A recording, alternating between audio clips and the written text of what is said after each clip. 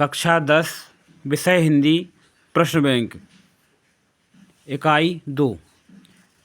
सही विकल्प चुनकर लिखिए।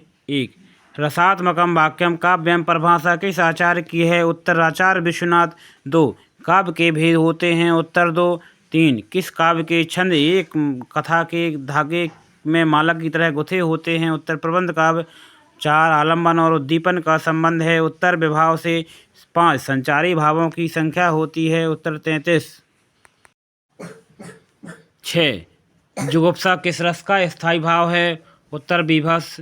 7 लय तुक यति गति मात्रा एवं चरण से युक्त रचना को कहते हैं? उत्तर छंद।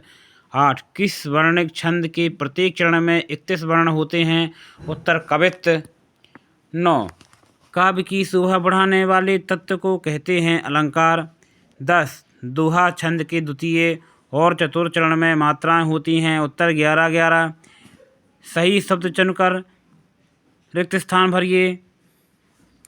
1 नायक के जीवन में किसी एक घटना अथवा हृदय स्पर्शी अंश का पूर्णता के साथ अंकन खाली स्थान में किया जाता है? उत्तर खंड काव्य। 2 अभिनय तत्व की प्रधानता खाली स्थान काव्य में होती है? उत्तर दृश्य काव्य में। 3 काव्य में रस का अर्थ खाली स्थान स्वीकार किया गया है? आनंद। 4 नायक नायिका के संयोग व वियोग का वर्णन खाली स्थान रस में होता है? उत्तर श्रृंगार रस में। कविता के रचना विधान को खाली स्थान कहते हैं? उत्तर छंद। चौपाई के प्रत्येक चरण में खाली स्थान मात्राएं होती हैं? उत्तर 16-16। छंद खाली स्थान प्रकार के होते हैं? उत्तर 2 प्रकार के। जहाँ लोक की मर्यादा को पार करके किसी वस्तु का अत्यंत बढ़ा चढ़ाकर वर्णन किया जाता है वहाँ खाली स्थान अलंकार होता है? उत्तर अतिशयोक्ति। बीरस का स्थायी भाव खाली स्थान है? उत्तर उत्साह। बार बार मुहि लागी बुलावा पंक्ति में अलंकार है? उत्तर पुनरोक्ति प्रकाश। सही जोड़ियाँ बनाइए। कामायनी महाकाव्य, दोहा छंद, सुदामा चरित्र खंड काव्य, नाटक दृश्य काव्य, शांत रस निर्वेद। दूसरी जोड़ी काव्य की आत्मा रस। छंद के प्रकार 2 चौपाई मात्रिक छंद।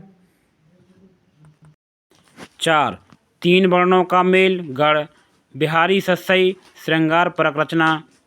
तीसरी सही जोड़ी 1 अलंकार आभूषण। 2 जहाँ अप्रस्तुत कथन से प्रस्तुत का बोध होता है अन्योक्ति अलंकार। 3 प्रकृति को मानवीय क्रियाओं का आरोपण। उत्तर मानवीकरण। 4 लोक मर्यादा की सीमा लांघकर वर्णन। उत्तर अतिशयोक्ति अलंकार। 5 जहाँ एक ही शब्द 2 या 2 से अधिक बार आता है और अर्थ नहीं बदलता वहाँ पर होता है पुनरुक्ति प्रकाश अलंकार। एक वाक्य में उत्तर लिखिए। किस काव्य में पूर्वापर संबंध नहीं होता? उत्तर मुक्तक काव्य में। 2 रामचरितमानस का प्रमुख छंद कौन सा है? उत्तर चौपाई। 3 मुख्य रूप से स्थायी भावों की संख्या कितनी है? उत्तर 9। 4 बतरस लालच लाल की पंक्ति में कौन सा रस है? उत्तर श्रृंगार रस। 5 अर्ध सम्मात्रिक छंद क्या है? उत्तर दोहा। 6 पड़ी अचानक नदी अपार घोड़ा कैसे उतरे पार राणा ने सोचा इस पार तब तक चेतक था उस पार। इस पंक्ति में कौन सा अलंकार है? उत्तर अतिशयोक्ति। 7 गणों की कुल संख्या कितनी होती है? उत्तर 8। प्रश्न 8 16-16 मात्राओं का चरण किस छंद में होता है? उत्तर चौपाई में। 9 साकेत एवं पंचपट्टी रचनाओं के रचनाकार का नाम लिखिए। उत्तर मैथिली शरण गुप्त। मात्राओं की संख्या पर आधारित छंद क्या कहलाता है? उत्तर मात्रिक छंद। वर्णों की। प्रश्न 11 जिन कारणों से स्थायी भाव तीव्र होते हैं उन्हें क्या कहते हैं? उत्तर विभाव। सत्य और असत्य। 1 रामचरितमानस महाकाव्य है? उत्तर सत्य।